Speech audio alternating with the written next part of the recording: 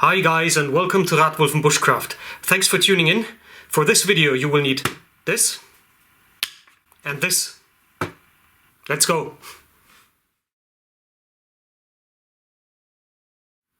Okay folks, so in this very quick video I just want to share a very simple but effective tip with you that helps you remembering all the knots you ever learned. And maybe you know the following situation, right? You sit at home and then you see some tutorial of a certain type of knot, for example, well, let's say a clove hitch, you know, that you could use for your tent pegs or so, and then you remember this. And a couple of days later you go into the outdoors and then you take your piece of cordage and you just think to yourself like, hey, how did that work again? Did I have to go this way or the other way? And was there actually some working and going through the loop or so? And all of a sudden you realize that you don't know how to tie that specific knot anymore.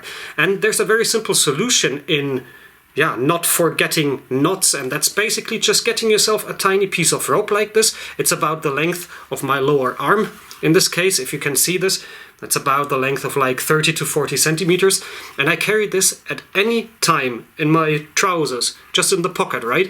Because if I'm sitting at the doctor's and I'm in the waiting room, or if I'm waiting for the bus, or I'm commuting with public transportation, then I can just do a couple of things. Also in combination with a pen. That's also a handy little tip. Make sure that you carry a pen at every time, because you can use this as a symbolic type of tent peg or like a pole for your ridgeline or so. And let's just take the clove hitch again, right? If you just do this and that, and you just take your tent peg right here, put it through that end, you already made your knot, right? And you can do this with any other type of knot. Let's say, for example, that you're doing a reef knot. Probably you've seen this before.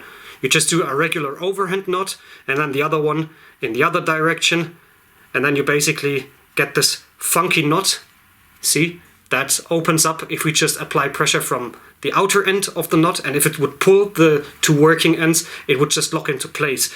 Those are just two examples of many, and as it goes, tying knots is just like playing an instrument. If you don't practice regularly, you will never become good at it. And in order to just practice efficiently, you can just use all the time that you would otherwise waste in everyday life. As I said before, if you're waiting at the bus stop or at the central station of your city or town and you're waiting for the train, you can always do a couple of things if you just carry two very simple items like these. And I would ask you to just cut yourself a piece of cordage right after watching this video and just putting it somewhere in your backpack or somewhere in your jacket or your trousers, so you always have one. And the next time that you're just sitting somewhere and you got nothing to do, just practice a couple of knots and you will see that within no time you get really proficient in tying your knots. You will get faster, you will make them much more neatly than you used to do, and by the end of a year you will have learned so much just by applying such a very simple life hack, if I may call it so. So yeah, that's it for the Bushcraft Quickie. I hope this is of help to you. If it is, please leave me a comment below. If you think that somebody else could profit from a tiny tip like this, just share the video with that person. And as usual, stick around the channel. I hope to see you around in the next videos, and see you next time. Bye bye. Have a good day.